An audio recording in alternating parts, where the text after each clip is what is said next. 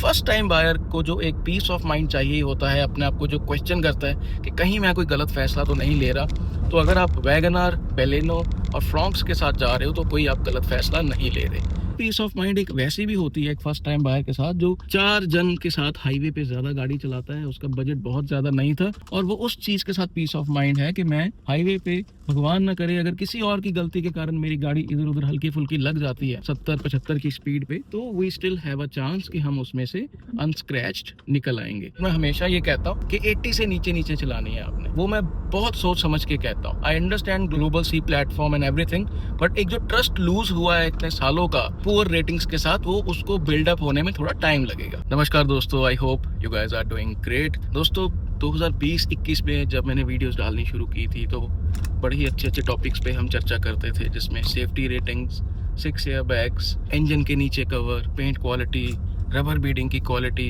एक एक चीज़ की माइन्यूट डिटेल्स के जो व्हील आर्चेज हैं उसके नीचे कैसे ब्रांड्स जो है वो कॉस्ट कटिंग करते हैं, कुछ ब्रांड्स नहीं करते, सर्विस सेंटर्स, इश्यूज, राइट।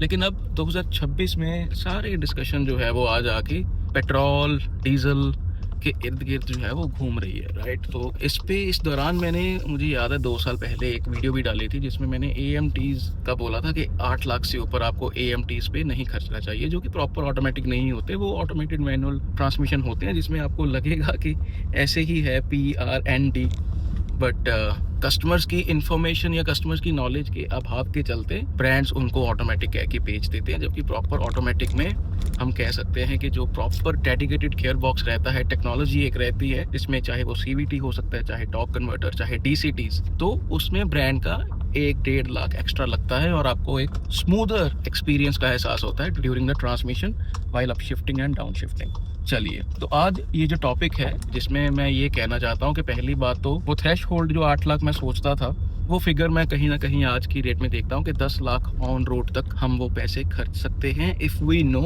कि why we are buying AMT। क्योंकि AMT का क्या हुआ है कि yes, people are aware, no doubt about it, अभी बहुत फ़र्क है, बहुत अच्छी अच्छी कार्स 10 लाख के नीचे हैं एक शोरूम प्राइस, जिसमें मैं स्पेसिफिकली मेंशन करना चाहूँगा जो प्रॉपर ऑटोमेटिक दे रही हैं, जिसमें अमेज CVT है, i20 CVT है, Kylaq signature plus 1.0 torque converter है, इसमें महिंद्रा का भी एक आधा वेरिएंट आई बिलीव EXO का 1.2 के साथ आता है, इसमें टाटा की भी एक आधी कार TCA गियर बॉक्स के साथ हमें मिल जाती है जो कि डुअल क्लच ऑटोमेटिक है। तो ऐसा नहीं है कि इस 10 लाख के नीचे है नहीं है कुछ, बट अभी जो चर्चा जो मैंने आपको बोला दोस्तों कि पेट्रोल के आसपास इर्द गिर्द उसके घूम रही है, तो ये एक बहुत ही बड़ा मुद्दा है, खास करके जो कस्टमर फर्स्ट टाइम गाड़ी ले रहा है, जिसकी बहुत ही हार्ड अर्न इनकम है और उसको किसी तरीके का बहुत ज्यादा रिस्क नहीं लेना, उसको A to B कार चाहिए शहर के लिए, थोड़ा बहुत आउटस्कर्ट्स के लिए, वो गाड़ी परफॉर्मेंस के लिए नहीं ले रहा, और उसको थोड़ी सी एक टॉलरेंस भी चाहिए अगर कहीं पेट्रोल में एडल्ट्रेशन ज्यादा है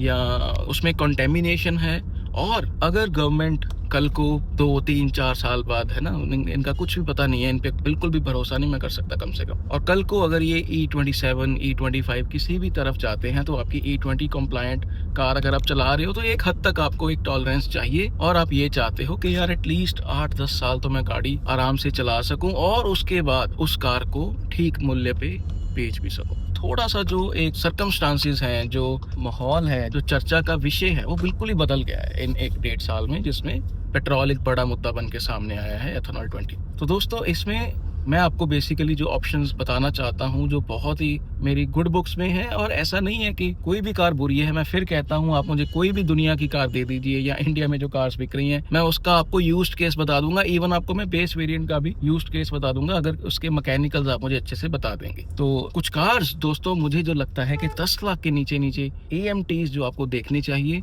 तो पहली चीज तो आपको ये समझनी होगी, जैसे मैंने आपको बताया कि बहुत अच्छे अच्छे proper automatic torque converter, CVTs, DCA ये आपको अवेलेबल हैं, but you are taking these options because आपकी ज्यादा रनिंग शहर में है, बिजी ट्रैफिक या उससे थोड़ा सा लाइटर ट्रैफिक हम कह सकते हैं। तो ये यूज केस आपको समझ में आ गया है कि ये कार जो मैं ले रहा हूँ ये अपनी एक लॉन्ग टर्म रिलायबिलिटी, या अगर एक आधी कार इसमें ऐसे भी है जो हाईवे यूज के लिए सेफ्टी, आपको थोड़ा सा जो टैग है वो पीस ऑफ माइंड आपके पास रहेगा। But I need to repeat कि यू अंडरस्टैंड कि AMT एक इंफीरियर ट्रांसमिशन शिफ्टिंग टेक्नोलॉजी है और आपने जो कॉम्प्रोमाइजेस किए हैं वो सोच के किए हैं, सेल्समैन की बातों में आके नहीं किए। और जो भी कार्स मैं आपको बताऊंगा इनके थोड़े से प्रॉज एंड कॉन्स बताने की कोशिश करूंगा, राइट।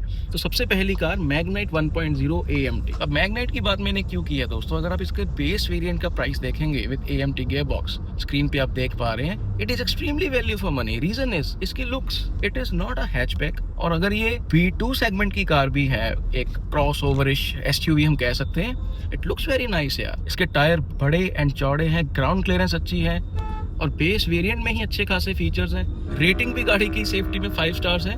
तो purely because of the looks, ground clearance factor, ये जब बाकी हैचबैक्स B2 सेगमेंट से compete करती है प्राइसिंग के हिसाब से, खास करके इसके शुरू के 2 वेरिएंट्स बहुत ही वैल्यू फॉर मनी है। तो ये तो इसके पॉजिटिव्स हैं। इसके नेगेटिव्स हैं कि इनकी जो डीलरशिप है निसान की दोस्तों, वो थोड़ी सी कम है। इनकी सर्विस की रेपुटेशन भी जो टॉप 6 ब्रांड्स हैं उनकी जैसी नहीं है।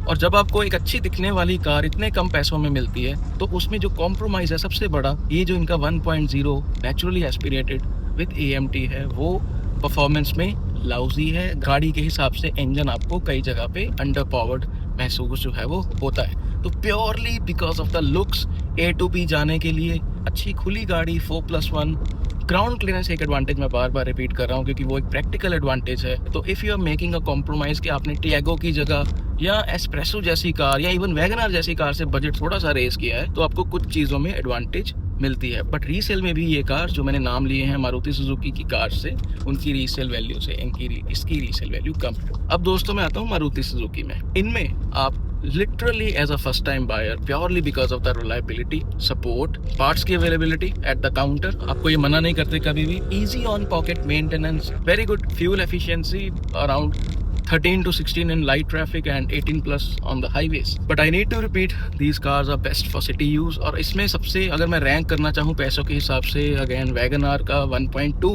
इंजन जो 4 सिलेंडर है ना कि 1.0 4 सिलेंडर के साथ AMT जिसकी प्राइसिंग एक्स शोरूम 7 लाख से नीचे है। एक तो ये हो गया। थोड़े से पैसे अगर आप बढ़ाते हैं 40-50 हज़ार तो बेलेनो 4 सिलेंडर, एंड थोड़े से पैसे अगर आप और बढ़ाते हो तो फ्रॉन्क्स के साथ जो 1.2 AMT मिलता है, बेसिकली ये इंजन सेम ही है, 90 PS की पावर और 110-113 Nm के आसपास टॉर्क। तो ये इंजन की स्पेशलिटी ये है बेसिकली कि क्योंकि मारुति की कार्स थोड़ी लाइट वेट है, तो पावर टू वेट रेशियो के कारण ये कार्स सिटी में भी और इवन अदरवाइज भी ड्राइविंग में फ्रूगल महसूस होती है, अच्छी महसूस होती है। 4 सिलेंडर इंजन होने के कारण एक स्मूथ एक्सपीरियंस आपको मिलता है और AMT भी इन कार्स में अच्छे से काम करता है। सिटी यूसेज के हिसाब से ये कार्स बहुत अच्छी हैं। एडवांटेजेस मैंने अपफ्रंट आपको बता दिए हैं, जिसमें रीसेल वैल्यू भी आप ऐड कर दीजिए। तो एक फर्स्ट टाइम बायर के लिए ये बहुत बॉक्सेस टिक करती हैं। और तीनों ही ये कार्स स्पेस में अच्छी है, कैबिन फील भी ओके है, फीचर्स भी अच्छे हैं। मारुति अब फीचर्स में भी they are trying to match Hyundai and Tata in this. तो फर्स्ट टाइम बायर को जो एक पीस ऑफ माइंड चाहिए होता है, अपने आप को जो क्वेश्चन करता है कि कहीं मैं कोई गलत फैसला तो नहीं ले रहा,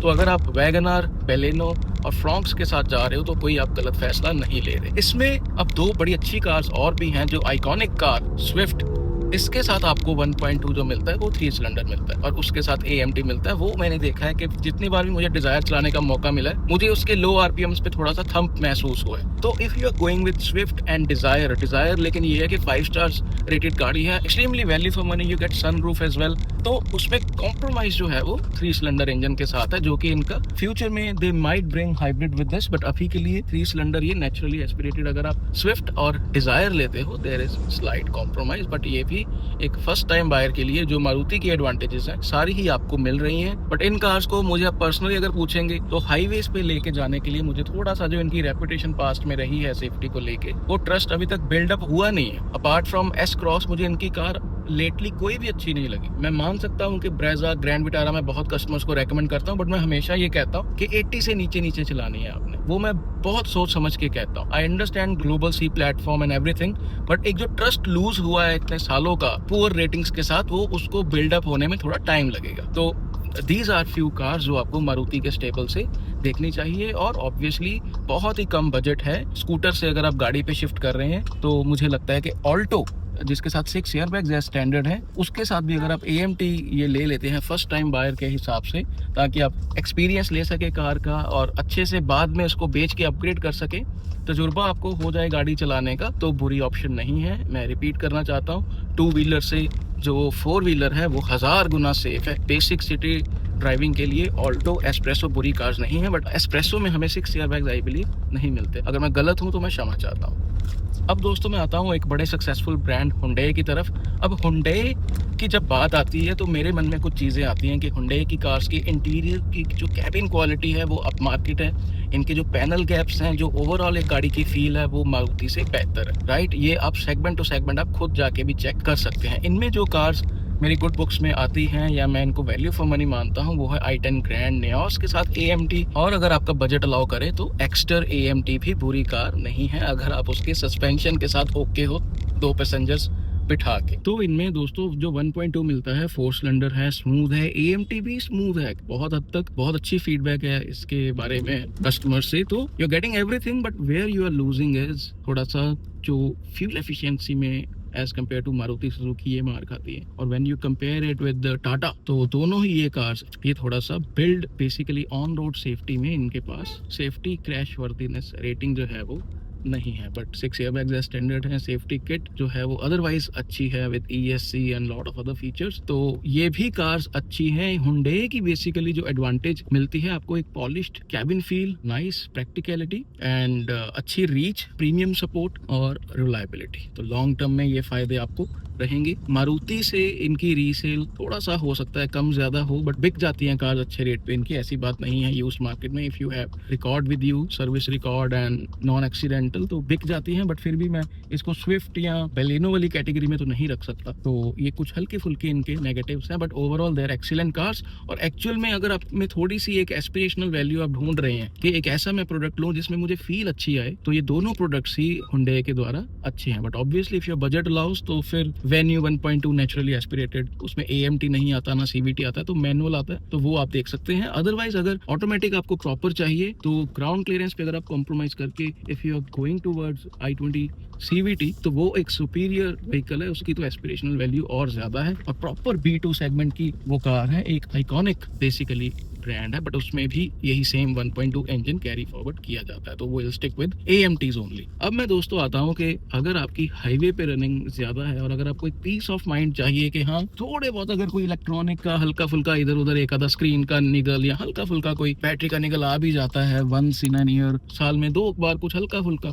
बट उसके बदले में आपको एक अच्छी बिल्ड, प्रैक्टिकल, बेस्ट सस्पेंशन, अच्छी पेंट क्वालिटी और आपको ऐसी फील आएगी कि कम पैसों में आप ज्यादा चीज लेके जो है वो आए हैं। Not only with build but features. वो है टाटा की 2 कार्स बहुत ही सही पैसों में, Tiago AMT and Punch 1.2 AMT। अब इनका 1.2 AMT जिसका रिव्यू आप बहुत जल्दी मेरे चैनल पे देखेंगे, पंच 1.2 AMT का CNG विद AMT। अब इनमें मैकेनिकली जरूर ये 4 सिलेंडर से थोड़ा सा इंफीरियर आपको महसूस होंगी चलाने में, बट जो ब्रांड आपको देने की कोशिश कर रहा है वो चीज की कोशिश कर रहा है जो हमें शायद दूसरे ब्रांड्स में थोड़ी सी कम महसूस होती है, और वो है feel, build quality, safety ratings, excellent safety kit, excellent features. और इसमें जो मैं चीज कहता हूँ कि पीस ऑफ माइंड बहुत तरीके की होती है। फर्स्ट टाइम बायर अगर कोई मारुति फ्रॉक्स चला रहा है, बेलिनो चला रहा है, तो उसको एक अलग तरीके की पीस ऑफ माइंड है कि हाँ लॉन्ग टर्म ओनरशिप मेरी सुखद रहेगी, मेरी सर्विस कॉस्ट अच्छी रहेंगी, मुझे सपोर्ट अच्छी मिलेगी, मैं इसको इजीली बेच सकता हूँ। और पीस ऑफ माइंड एक वैसी भी होती है एक फर्स्ट टाइम बायर के साथ जो 4 जन के साथ हाईवे पे ज्यादा गाड़ी चलाता है, उसका बजट बहुत ज्यादा नहीं था, और वो उस चीज के साथ पीस ऑफ माइंड है कि मैं हाईवे पे भगवान न करे अगर किसी और की गलती के कारण मेरी गाड़ी इधर उधर हल्की फुल्की लग जाती है 70-75 की स्पीड पे, तो we still have a chance कि हम उसमें से अनस्क्रैच्ड निकल आएंगे। तो वो भी देखिए एक पीस ऑफ माइंड की परिभाषा जो है ना वो हर बंदे के लिए डिफरेंट होती है। अब Tiago AMT and 1.2 Punch AMT में जो फ्यूल एफिशिएंसी पेट्रोल में है शायद आपको मारुति जैसे नहीं मिलेगी, बट इसमें आपको जो एक यूनिक मैकेनिकल्स मिल रहे हैं वो दोनों ही कार्स में ब्रांड CNG के साथ AMT जो है वो देता है, जिसमें फिर रनिंग कॉस्ट जो है वो लिटरली 4.5 या 5 रुपए पर किलोमीटर रह जाती है। और इसमें AMT ना तो मारुति ना हुंडई CNG के साथ दे रहा है, और थैंकफुली स्पेयर व्हील भी आपको मिलता है, और ट्विन सिलेंडर होने के कारण आपको जो पीछे स्पेस है, बूट स्पेस, वो भी आपको प्रोवाइड की जाती है। तो कॉन्स की अगर मैं बात करूं तो जो मैं आपको कह चुका हूं कि रिलायबिलिटी और रीसेल की श्रेणी में इसको मैं मारुति वाली श्रेणी में नहीं रख सकता, सपोर्ट वाली श्रेणी में भी हुंडई में मैं नहीं रख सकता। It depends on dealership to dealership. But जहां बात आती है रियल टाइम सेफ्टी की, 10-12 साल से अपना लोहा मनवाने की, बहुत ही अच्छी सस्पेंशन की, मतलब I have deep respect for the car like punch जैसी उसकी सस्पेंशन है for the city use, 3 passenger बैठा के भी गाड़ी जो है वो दबती नहीं है। तो ऐसी कुछ advantages, as I said, test drive जो है वो जरूर लें, क्योंकि इसका जो AMT है तो ये भी मैग्नेटी ही आई बिलीव जो मारुति को और टाटा को दोनों को दे रहा है, बट इसमें थोड़े से आपको जैसे 3 सिलेंडर इंजन है पंच और टियागो का, उसमें हल्के फुल्के गियर्स जो है वो महसूस होते हैं ज्यादा एज कम्पेयर टू मारुति के 4 सिलेंडर इंजन के कंपैरिजन में। तो yes, compromise on mechanicals a bit, fuel efficiency a bit if you are not going towards CNG, but उसके बदले हमें कार जो ओवरऑल है वो बेहतर मिल रही है। तो वो फिर प्योरली आप पे डिपेंड करता है कि किस थॉट प्रोसेस के साथ आप गाड़ी जो है वो ले रहे हैं दोस्तों। तो ये मुझे था कि मैं हल्का फुल्का आपको बताऊं कि अगर आप आज की डेट में AMT लेना चाहते हैं तो कौन कौन से विकल्प आपके पास है और किस थॉट प्रोसेस के साथ गाड़ी आपको लेनी चाहिए। और बहुत ज्यादा अगर आपकी कोई दुविधा है तो मेरी टीम मुनीश जी और अक्षय जी या मैं कंसल्टेशन में आपकी हेल्प कर सकते हैं। विजिट wallclub.com और ट्विटर इंस्टाग्राम पे भी आप हमें जाके फॉलो कर सकते हैं, वहां पे भी हम फ्रीक्वेंटली कंटेंट जो है वो डालते रहते हैं। कीप सपोर्टिंग, कीप लविंग दोस्तों, थैंक यू सो मच।